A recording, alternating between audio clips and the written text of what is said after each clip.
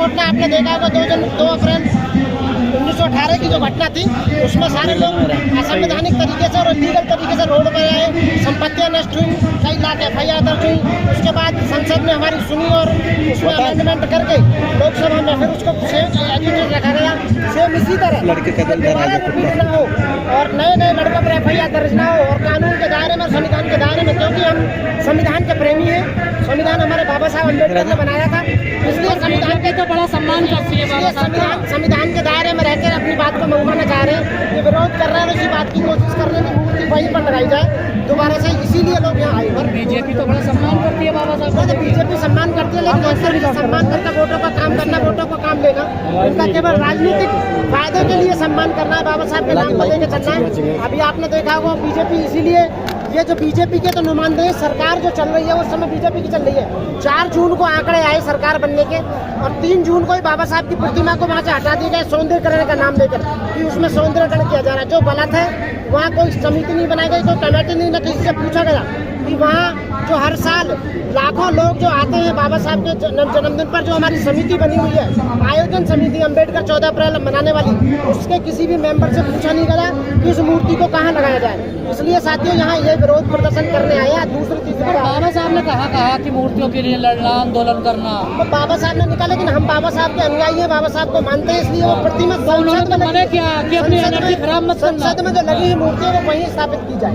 इसलिए हम मांग करते हैं सारे मिलकर हैं, हमारे एडवोकेट वेलफेयर एसोसिएशन का एक यहाँ पर दस्ता आया हुआ है वकीलों का, वो भी यही डिमांड कर रहा है कि मूर्ति वहीं पर लगाई जाए। बीजेपी तो कह रही है ना कि आप पहले मूर्ति हटानी पड़ी, सौंदर्यीकरण अब लगा दी, क्या दिक्कत है? नहीं तो उस जगह नहीं लगाई ना जहाँ लगानी चाहिए थी, जहाँ वास्तव में लगी, जिस गेट के पास में लगी हुई थी वो मूर्ति हमें उसी गेट के पास लगनी है। इसीलिए हम कोशिश कर रहे हैं कि वो मूर्ति वहीं लगाई जाए।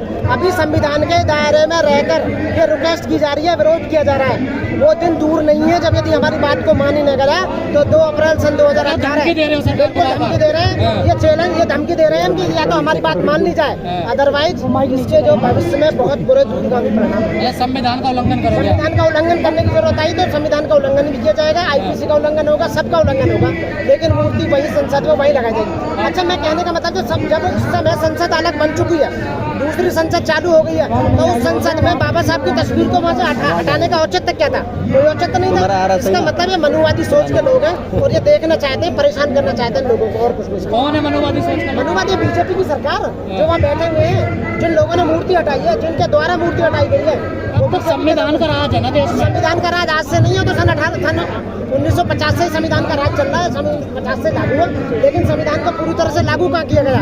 इसलिए संविधान को पूरी तरह से लागू नहीं हो रहा, छेड़छाड़ करते रहते हैं। और संविधान निर्माता की जो स्टैचू को हटा रहा है, ये वास्तव में इसमें FIR दर्ज होनी चाहिए उन लोगों पर जिन्होंने बिना परमिशन के उनको हटाया गया था।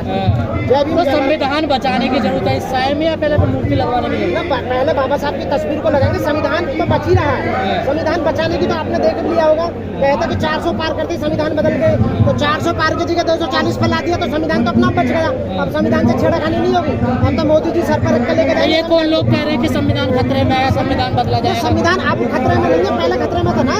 अब तो सरकार आ चुकी है, तो मिलजुल कर सरकार, ये कभी भी सरकार गिर सकती है। लेकिन ये जो सुप्रीम कोर्ट का फैसला है कि संविधान का उल्लंघन नहीं है, संविधान का जो सुप्रीम कोर्ट का जो फैसला आ रहा है ये बहुत जल्दी पलटने वाला है, और नहीं पलटा तो पलट दिया जाएगा। साथियों, चैलेंज है। कैसे पलटा जाएगा? क्या रिव्यू पिटीशन डाल रहे हैं आप लोग? अरे रिव्यू पिटीशन नहीं होती, सब कुछ जनता में पावर होती है, जनता सुप्रीम है भारत की, जनता में ताकत है। हम भारत के लोग, भारत को एक संपूर्ण प्रभुत्व संपन्न राज्य बनाने वाले लोग हैं, हम संविधान को मानने वाले लोग हैं। जिस दिन सड़क पे आ गए उस दिन सुप्रीम कोर्ट अपना रास्ता बदल। आप लोग भी 2 भागों में बढ़ गए ना, कुछ समर्थन में, कुछ विरोध में। नहीं, कोई भागों में नहीं, आप लोगों ने बांट रखा है, आप दिखा रहे हैं, ऐसा कुछ नहीं है 2 भागों में। क्रिमिनल बिल्कुल नहीं बनेगा, क्रिमिनल बनेगा तो जनरल में भी बनेगा, वो सब पे लागू होगा। संविधान का उल्लंघन सब जगह होगा। जिसने आरक्षण का फायदा उठा लिया उसको बाहर होना चाहिए। नहीं, आरक्षण का फायदा तो पढ़ा लिखा उठाएगा, जब पढ़ लिख नहीं है तो कहाँ से मिलेगी नौकरी, बताइए?